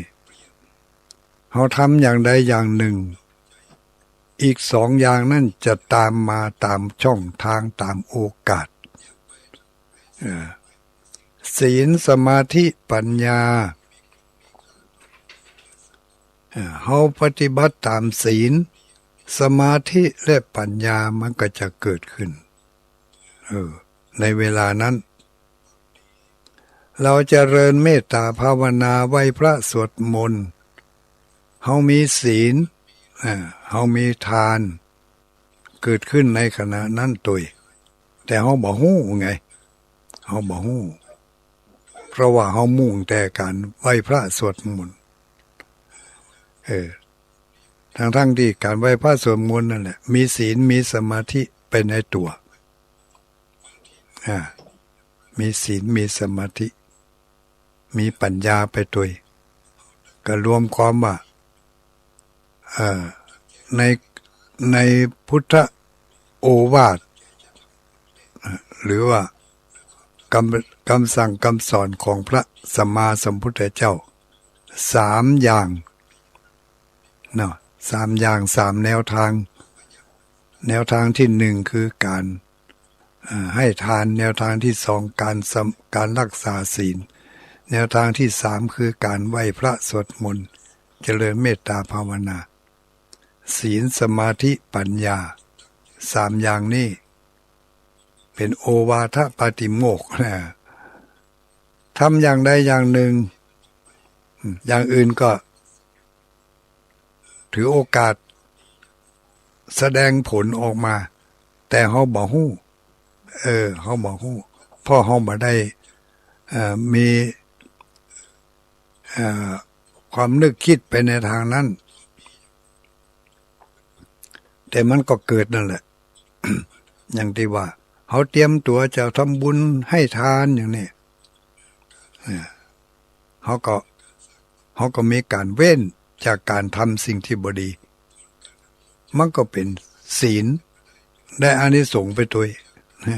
ได้อานิสงส์ของศีลไปด้วยเนี่ยไปทำไปกึดไปมีความคิดความอ่านความคิดแปลกๆใหม่ๆขึ้นมามีความเฉลียวฉลาดเกิดขึ้นปัญญามันก็เกิดในขณะที่การให้ทานปัญญามันก็เกิดด้วยอย่างที่เอาข่าวมาเสนอเนี่ยวันที่21ไปเนออกลุ่มชาวพุทธชมรมชาวพุทธเวียงป่าเป้าได้ยินข่าวว่านัดกันจะไปที่วัดพระธาตุแม่เจดีย์วันที่21จะไปร่วมงานศพที่วัดพระธาตุแม่เจดีย์ได้ยินข่าวก็ไปร่วมกันอย่างอื่นๆก็เหมือนกันเนอะมันเกิดติดตามกันมาบุญใดช่องทางมันเกิดก็ทำบุญช่องนั้นให้มันเยอะ เมื่อช่วงเมื่อเวลาเมื่อโอกาสมันเปิดแล้ว ก็จะไปปล่อยมันทิ้งยอมแล้วก็รับเอาโอกาสและเวลาอันนั้นญาติโยมทั้งหลายวันนี้ใจดีเปิดสายมีไผรับฟังอยู่ก็จ้านี่0932722499เมื่อเจ้าจะมีไผก็จ้า6:30นะญาติโยมทั้งหลายนะเดือนนี้นะ0932722499ออกไปซื้อน้ำมันกันหมดอะกะ พากันไปซื้อน้ำหมกน้ำมันกันให้หมดอะกะมีไผอยู่นี่พ่องก็นี่จะฟังอยู่ก็นี่ทุกๆวันพฤหัสบดีบริหารเวลาในช่วงนี้โดยตุลุงดอยตั้งแต่6 โมงถึง7 โมงเนาะวันนี้รับมาตั้งแต่5 โมงจนถึง6:30ประเดี๋ยวนี้นะมีไผละนั่งอยู่นี่คนเดียวผมก็นี่ไปงานทำกับข้าวกับปลากันหมดกันเนาะบางพ่องก็ไปกาดอยู่ในกาดพุ่นนี่แม่อุ้ยน้องไปกาดก่อนนี่แม่อุ้ยน้องมีกับแม่น้อง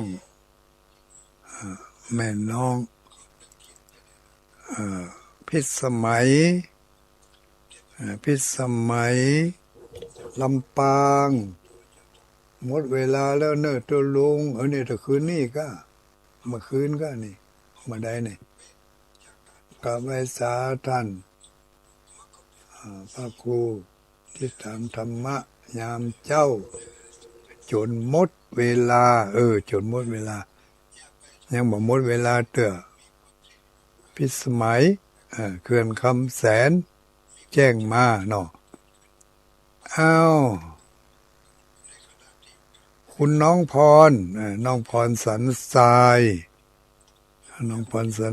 แจ้งมายังบ่ลุกเด้อนี่ลุกมาLDนี่น้องพรสันทรายนี่พระเดชพระคุณธรรมพระครูวิษณุวัฒน์วิสุวัฒน์วัดฝ่ายหินอันนี้เพิ่นก็ส่งแอปส่งรายการสถานีวิทยุว่าได้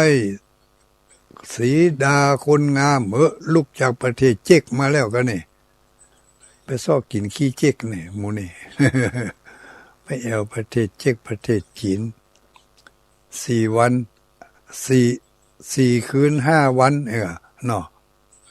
พากันไปแอวเมืองเจ๊กเมืองจีนเอาขนมจีนมาเฮ้อก็นั่นหมูดีไปแอวเมืองจีนนี่บอกเอาขนมจีนมาเฮ้อน้ำเงี้ยวก็ได้น้ำไทยก็ดีเนี่ยเอามา เอามาสู่กันเนอะ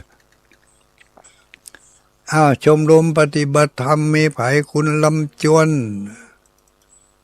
อันนี้ไผแม่อุ้ยอย่างนี้แม่อุ้ยสายฝนจันกุณะส่งมาสาธุเจริญพรครับสาธุเจ้าดินดำเนาะเจ้าดินดำเจ้าดินดำน้ำดีวันนี้ได้ทางหลากหลายหลากหลายดีธรรมะหลายหลายรสหลายชาติผสมผสานแกงแค่รู้เจ้าใช่จังนั้นอนุโมทนาสาธุ ขอบคุณหลายเนอวันที่25ไปกัน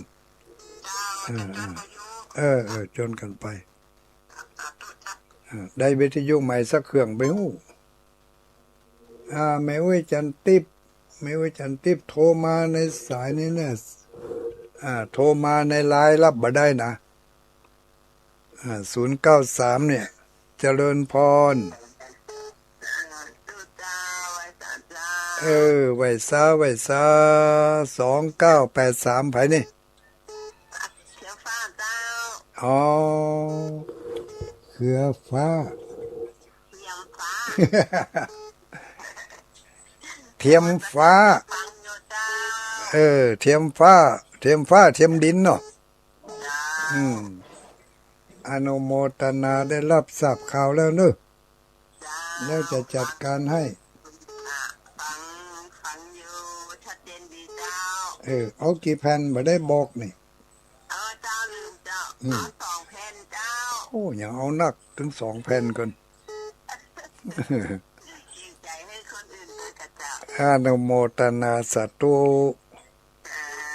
สาธุโชคดีมีใจที่25ปะกันเจริญพรไปสายเจ้าก็เดี๋ยวว่าอยู่คนเดียวก็ไอ้น่ะมีหลายคนอยู่อะล่ะเนาะนี่ไม่น้อยกระทกนะได้ยินเสียงก็ฮู้แล้วว่าเป็นไผวันเดียวนี้ได้รับปฏิทินเนี่ยเด้อได้รับแล้วได้รับแล้วกะได้รับแล้วเจ้าได้กี่แผ่นได้2 แผ่นเจ้าแล้วส่งตางค์มาให้แล้วบ่ยังบ่ได้ส่งเจ้าวันที่25ไปตัวเอามาตัวเอาเด้อเดี๋ยวนี้โยมแม่ก็มันไปไหนบอกใครได้มันเจ็บขาเจ้าถ้าบอกว่าตุลุงดอยบ่เฮอเจ็บมันถึงบ่เจ็บบ่เนาะแม่นกะอันนั้นเนาะวันที่25ตุลุงดอยเพิ่นห้ามเจ็บอีกอ่ะเนอะบัญญัติกูแต่บ่5 บาทมันกูเจอมันเวลามีน้อยกะก็เปิดเหมือนกันนะแต่ว่าแม่อุ้ยโทรมาบ่ติดเขาควายมันบ่ว่องวันนี้น่าหุ่นน่ะเนาะวันนี้เขาควายมันว่องลูกอนุโมทนาเนอสาธุเป็นกำลังใจนะ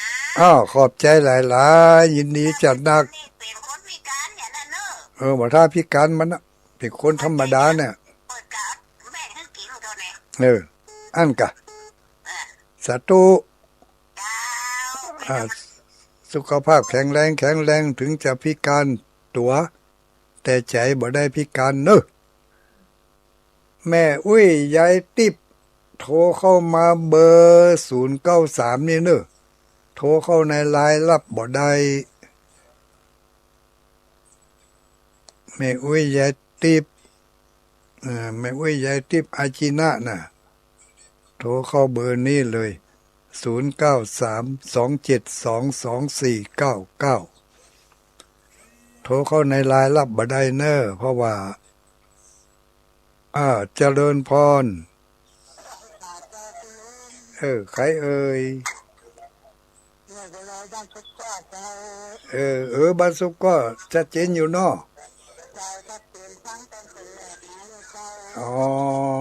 ปุ่นน่ะถึงมา4 โมง 5 โมงปุ่นน่ะกะเนาะ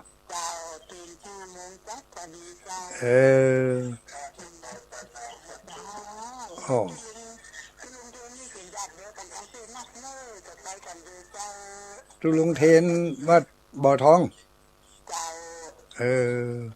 ไปกันเนอะวันที่22เนอะบอกให้กันแจ้งกันไปอนุโมทนาสาธุตุลุงเทนพระครูพุทธิธรรมลักษณ์วัดป่าไผ่บ่อทองดอยสะเก็ด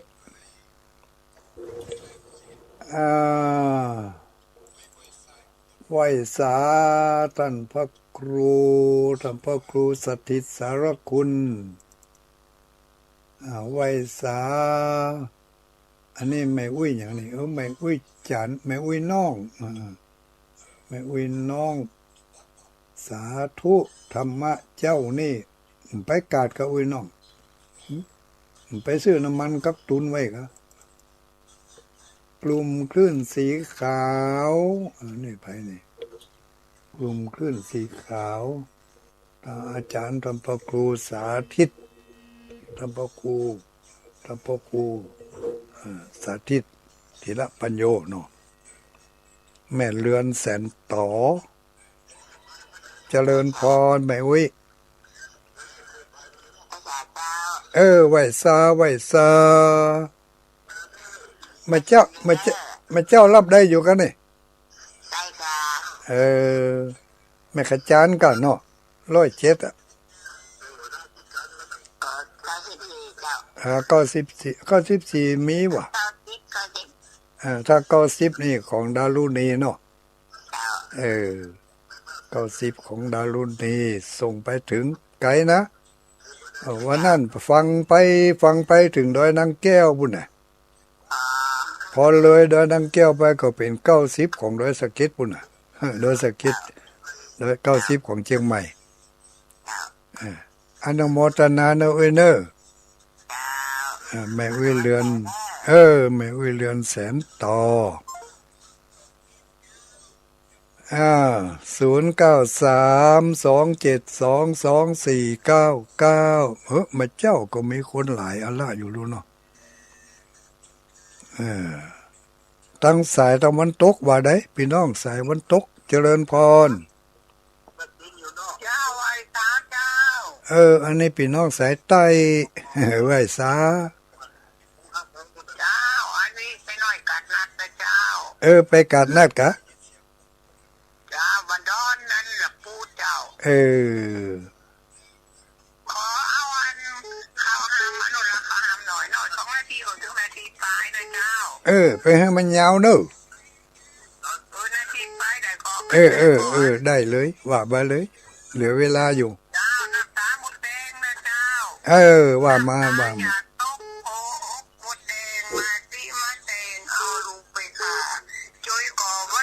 ต่อหน้าต่อตาเอาลูกของข้าไปกินเป็นพุทธเต้บ่หักษาศีลมนุษย์เดินดินกินพักก็ได้แม่ทั้งหลายได้เอาใบไม้มาบางลูกไว้กันแดดกันลมบ่แดดต้องได้อยู่ห่มกันฝนกันลมยังมาลูกได้ลูกแม่เอ้ยแม่ก็ห้องให้ช่วยเหลือบ่ได้ลูกเอ้ยอยู่บนก็ไม่หมู่เฮาบ่เคยไปหยงรักเลยของมนุษย์เจ้าหากินตามป่าบนดอยภูเขามาลูกเอิ้นเฮายังมาทำได้จักอยู่สูงบนยอดลำใหญ่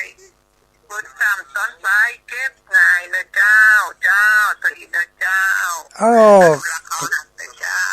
ขอบคุณหลายๆโอ้เป็นดีเอ็นดูหมดแดงหมดส้มให้เอาปืนมากินเนาะข้าเจ้าเอาของปืนว่าข้าเจ้าเอาของนี่วะไปสิหมดแดงเอาไข่ปืนมาฆ่าแม่ปืนเหียอินดีอินดูเฮล่ำเป็นดีอินดูเจริญพรพัฒการครับไผ่นี้ยาวครับปางโมกครับปางโมกสวัสดีท่านอาจารย์ไม่ค่อยได้เปิดอาจารย์เป็นยังไงตอนนี้ปิดได้แล้วมันไม่ออกเวลานี้นี่แหละวันพฤหัสบดี6 โมงถึง7 โมงอากาศเย็นอาจารย์ตอนนี้เย็นเริ่มเย็นมาแล้วเริ่มไม่ค่อยปกตินะเดี๋ยวเย็นเดี๋ยวร้อนเดี๋ยวตุ้มตอนนี้ได้ตุ้มผ้าแล้วอากาศครับ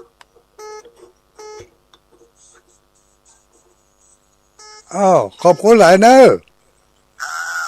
สวัสดีครับแม่อุ้ยเปล่าเจ้าแม่อุ้ยเราประกอยเจ้าเราประกอยกันแม่อุ้ยมอมเราประกอยก็เดียวว่าแม่อุ้ยเปล่าอันจะเอาตังโอนไปพุ่นวันที่หลวง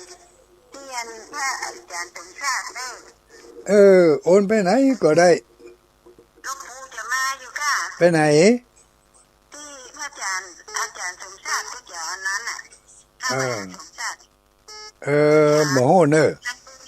ทำบุญใส่ เออก็คงจะได้ไปอยู่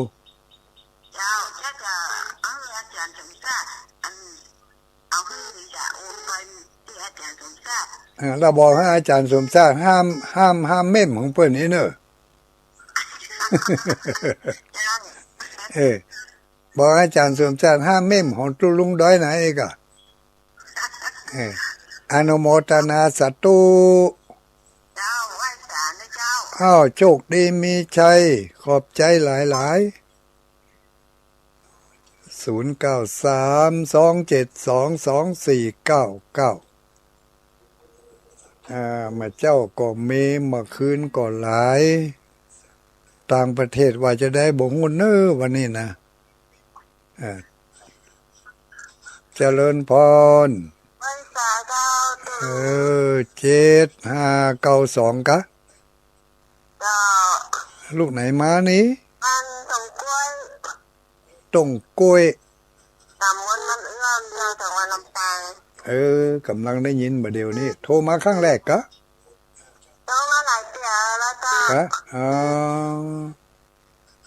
บ้านตรงกล้วยเจ้า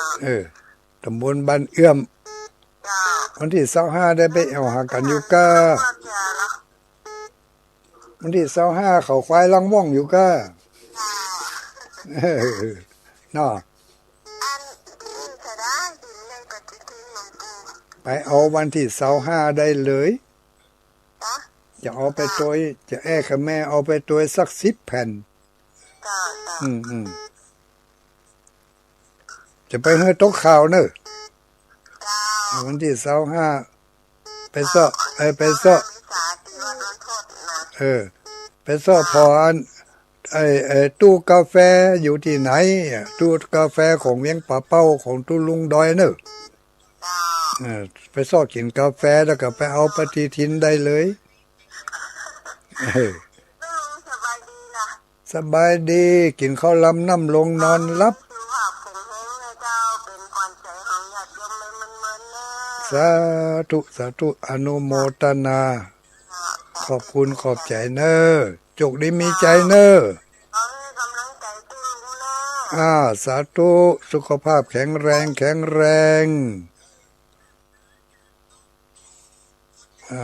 แม่น้องสันกำแพงกราบขอบพระคุณหลวงปู่เมตตาประกาศข่าวไปเนอะวันนี้เพิ่นจะรดน้ำศพที่สันกำแพงวัดสันกลางนะวัดสันกลางสันกำแพงวันนี้รดน้ำศพพระเดชพระคุณธรรมพระครูธรรมพระครูอย่างก็ลืมชื่อไปนะธรรมพระครูที่พยพิมลตุลุงอินปันเนาะสังกำแพงเนอะเจริญพรวันนี้นะเจริญพรสวัสดีใครเอ่ยแม่บัวไข่อยู่บ้านไหนจ้าอยู่ทั่วหัวเจ้าว่าบ้านนี้เจ้าอยู่ใกล้ๆนี่บ่ได้จำกันบ่ได้บ่ฟังบรรพตสถิตเนาะเจ้าสาธุสาธุอนุโมทนาแน่นอนก็ไปจกสลากเอาเลยนั่นแหละวิทยุมันเสียแล้วนะ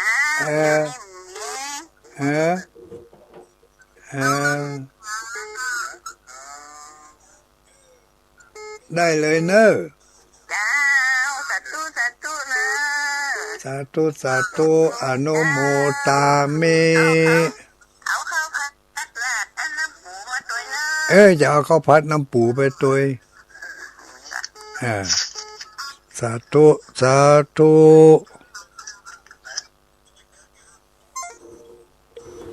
เจ้าภาพงานมุทิตาสักการะอายุวัฒนมงคลวันที่11 พฤษภา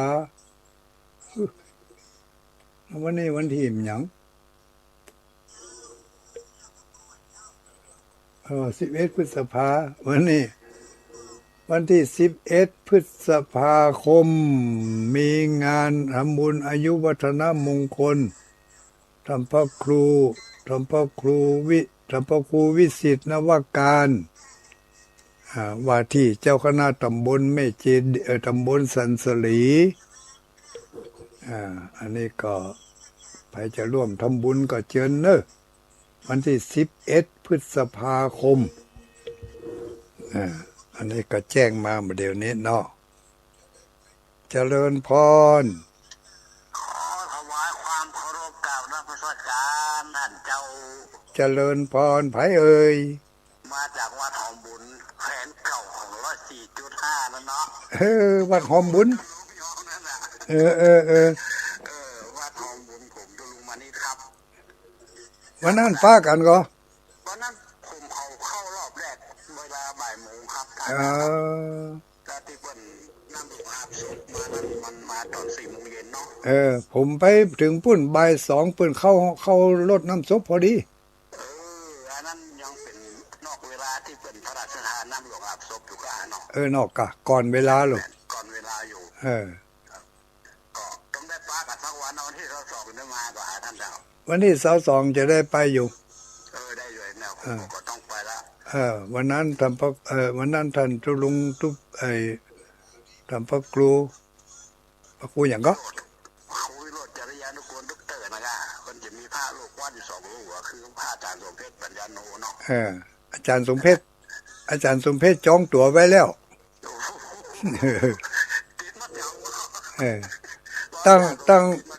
ต้องมาหาทุลุงให้ได้ท่านอาพาธมาหลายเดือนละก็นั่นเป็นน้องหงยาจุดผมได้ตรงเนาะมาวันนั้นได้แต่งตัวกันอยู่ญาติโยมทั้งหลายเนาะบุญท่านเสี่ยงไปละอายุไล่ๆกันนู้นน่ะท่านจะได้ครบ78พอดีนะแก้กับตัวผมไปประมาณสัก7 เดือนเนี่ยมันย่าง78ย่างกันเนาะนุ่มเหลือตุลุงไปปีแกคอมเมนต์ของหลวงพ่อเกิดปี90รู้เนาะนั่นพ่อผมเคยไปทำบุญวัดเกิดกับอาจารย์โยวัดดอยจอมทอนะครับไปในรถ5 กัน 6 กันนู่นเนาะโลจะพาลูกวัดก่อนนั่งคู่กันแล้วก็ถามหาหลวงพ่อยังมาเถิดเลยให้คนละกันเนาะคนละกันคืนนี้ก็ว่าจะไปฟังเทศน์ฟังสวดตัวนี้เนาะเมื่อคืนไปน้ำมันสหายากผมกับมันใกล้นี่ท่านนี่เด้อไปได้อ่ะของต้นมู10มู2ของผมมู9ตำบลแม่ปงเนี่ยเขาปิดรายการเนาะหมดเวลาพอดีเลยอนุโมทนาสาธุเนอขอบคุณขอบใจหลายๆขอความสุขความสบายจงมีแก่ท่านทั้งหลายผู้ฟังทุกคนเนอจัตตารโอธรรมาวัฏันติอายุวันโนสุขังปลัง